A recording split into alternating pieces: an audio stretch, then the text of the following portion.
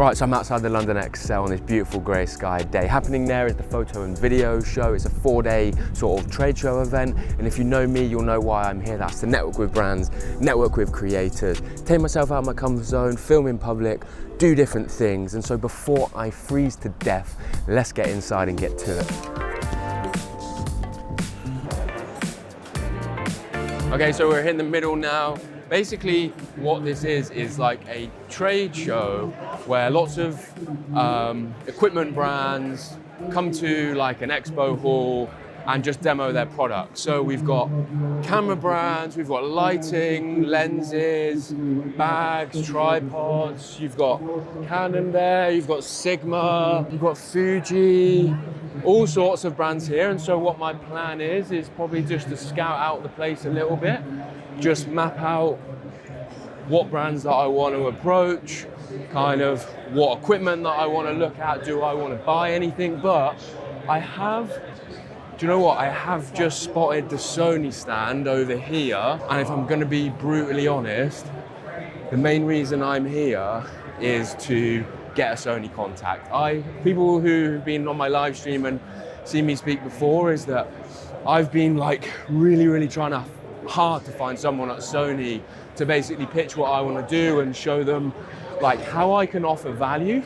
And so to be honest, I'm someone that's just going to go straight after it and just go straight to the Sony stand, see if I can find the person responsible for creative partnerships, and we will see whether I will get anywhere with that. Okay, so no luck. Oh, like I was asking like whether the person who's responsible is here. They're here, but she's not around. So I was waiting around. I was like, do you know where she is? No, nobody knows.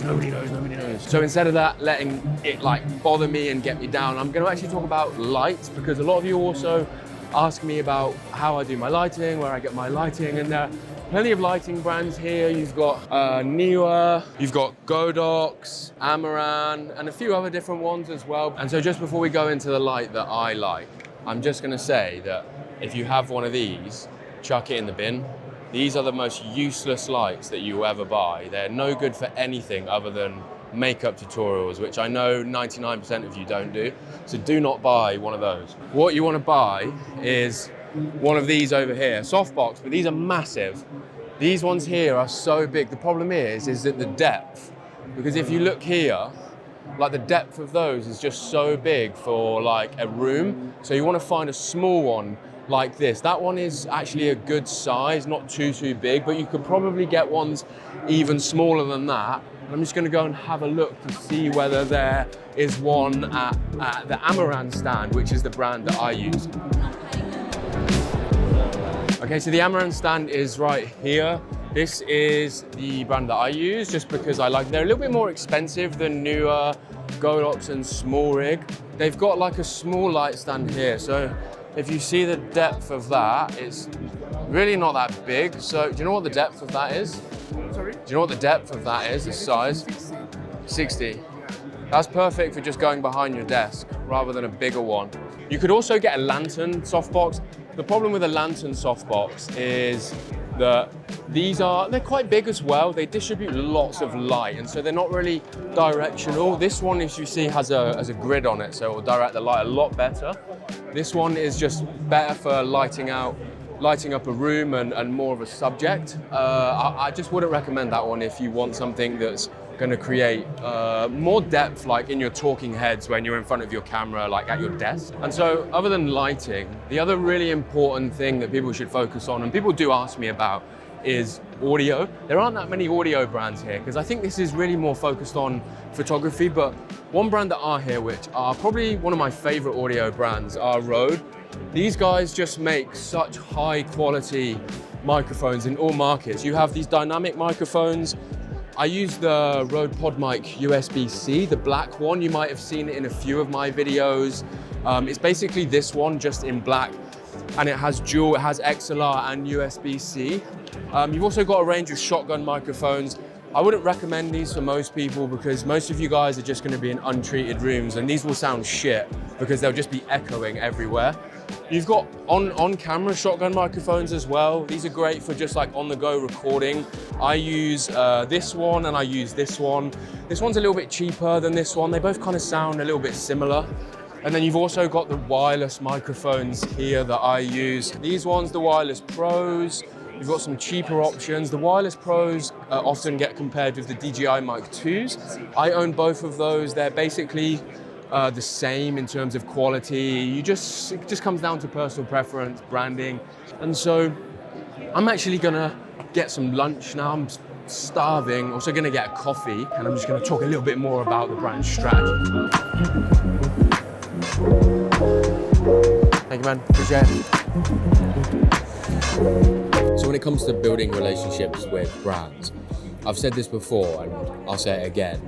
Like events like this, trade shows, just places where all the brands that you want to work with are going to be, is hands down the easiest and best place to get your foot in the door with a brand. I'll spend months online looking for the person who's responsible for like creator partnerships or influencer partnerships, and you'll just get nowhere because you kind of have to look on LinkedIn, or sometimes it's not really obvious who is. And I'll come to an event like this, go to the brand that I want to work with, ask if the person's here, and they'll be like, they're right there, and you're just straight in the door straight away. But you do kind of have to have some sort of approach. I don't just go up to brands that I think I offer no value to. I pick brands that I either use or ones that I want to use that I will organically promote in my content. And I'm all about finding, brands within sub niches where I can kind of just have one brand within that sub niche so that I can just hone that relationship and build the partnership there. So I might look at like lens brands, bags, tripods, lights, because I don't really need to build relationships with multiple light brands. Like I said, I use Amaran, and so that's the brand that I'm trying to build the relationship with. So when they have new products, they send me them, I organically promote them. And when it comes to just approaching these people at events like this, my advice is to just be confident and know what value you're bringing to the table.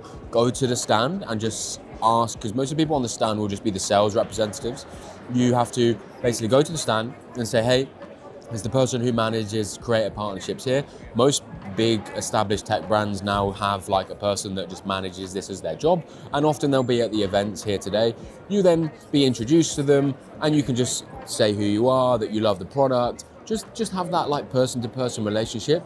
And you might not feel that you're in a place where you're maybe big enough to offer enough value, and that doesn't matter. You can be honest and transparent with the person, say, hey, look, I've just started being a creator for the last 6 months, but I love your products. I use them all the time. I always recommend them to my audience.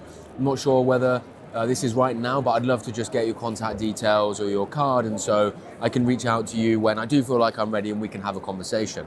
And so just getting their contact details and just getting your face like in front of them and just having a good conversation will just put you ahead of 99% of people that are just emailing them like, hey, can I have your products? Like, I've got 30,000 followers. Like, that will get you nowhere with most brands, because these people will just get emails like that all the time. Like, these events like this are where you start and build those relationships, and it's just far better than any other format or medium or place online to get them going. I'm gonna finish up eating this, and I'm gonna go back to that Sony stand, because as I said, that's the only reason I came. I've networked with a few other brands. I've done everything, not everything I need to do, but I've networked with the other key brands that I wanted to. It's just that Sony one that I really want. So I'm gonna finish eating this, make my way over to that stand, and just wait there until I find the person that's responsible, and not leave until I do. And then I'll be happy. I can then mince around, talk about some of the cameras that I want to buy, and then we'll be done.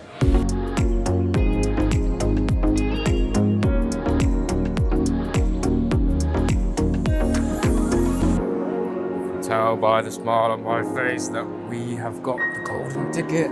It's right here.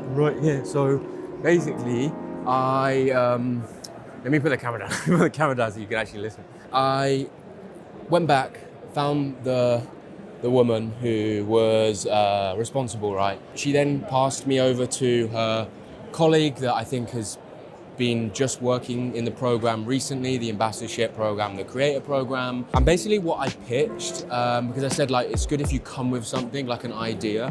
What I want to do with Sony is, so I live stream on TikTok 2 or 3 times a week. And the number one question I get asked the most is, what camera do you use? And the reason that is because on TikTok, my live stream is like, just looks so much better than everybody else's, because everybody else just streams on their phone. So mine just stands out. Not that it's anything spectacular, I just have good lighting and I stream from my PC and it's 1080, like 6, 7, 8K bitrate. It looks good on people's phone and people are like, wow, what camera do you use? I'm like, Sony camera. Like, I'm selling so many cameras. And so what I am pitching to Sony is that I essentially educate and upskill myself, I don't know if that's the right word, but educate myself on all of their entry-level cameras and essentially just talk through them on my live stream. When someone goes, Ben, what camera do you recommend for my first camera? I can then pull all of those out on my desk and go through them. I do this with a lot of my other products. So with Rode, I do exactly the same with Rode. I say, hey, look, I wanna use one of your shotgun microphones. How about you send me a range of them? So then when people say, I want a shotgun microphone, I go, well, this is the budget one, this is the medium range one, this is the higher end one, because the problem is that I actually use a lot of equipment that is out of people's budget. So I want brands to send me the entry level stuff so that I can use it, I can see what I like, see what I don't like, and then provide the right product to the right person when they ask on my live stream. I've also got this wild idea of connecting like 3 or 4 cameras up at once with all different lenses and switching between them so people can see what lens they want as well. But to cut a long story short, he liked the idea. He liked the idea, and I think what I've opened up is a conversation next week, and that is all I want. All I want is just my foot in the door, a conversation to pitch what I think is valuable to Sony and is valuable to me and valuable to my audience. And if it works and they like it, great. If they don't, then they don't. But that foot in the door is something that I've been like looking for with Sony for months and months and months. And all it took was me coming to this event and getting that card. But whilst I was at the stand, I'm talking about the Sony ZV-1, I was actually I'm considering going to full frame. Currently I use the Sony a6700 APS-C, but because I've been filming outside more, compared to traditional short form talking head, I personally don't think a full frame is worth it if you're just doing talking head like short form. But because I'm now doing long form, horizontal, more outside, I want to kind of explore getting a full frame camera and explore different lenses. And so I'm actually thinking of upgrading to like an entry level full frame, which is the Sony ZV-1, which is also part of my pitch to Sony of like, I'm going on that journey of APS-C to full frame. I know a lot of my audience are also gonna have APS-C cameras and they're gonna wanna figure out whether it's right for them. So I'm gonna go through that process and also like, do you know, it just works. It just works. This is the key thing when you approach brands and you want to work with them, like have something that makes sense, like, and also maybe slightly different. Not, oh, I can do a feed post, or I'm gonna make an Instagram reel for you. Yeah, what the fuck, they're gonna get that request so many times. And he actually said he'd never heard the pitch that I'd pitched him before, and I'm really fucking happy about that, because that's gonna hopefully help me just position myself unique compared to all the other creators also trying to get into Sony. And yeah, just keep building those initial relationships. And as I said, if nothing comes of it, nothing comes of it, but I've put like my face in front of them. They hopefully remember who I am, know who I am. So if one day an opportunity comes up that makes sense for both of us, we make the shit happen.